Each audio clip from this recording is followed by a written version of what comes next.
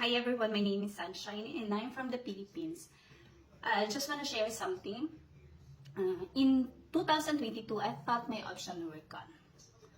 I'm a stay-at-home mom, battling with lupus, and struggling to keep my business alive after the pandemic.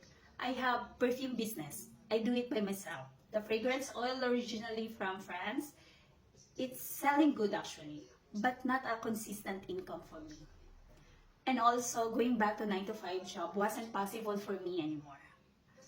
Then my husband found a way to make over $18,000 part-time through digital marketing. And I realized maybe there's a hope for me too. Yes, baby?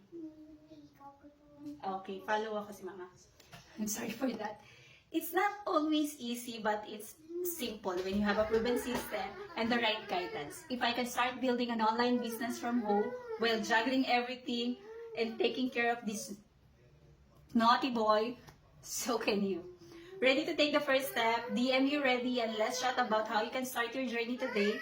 Just a piece of advice before you start anything, always believe in yourself, trust the process, and always show up. Eventually success will follow.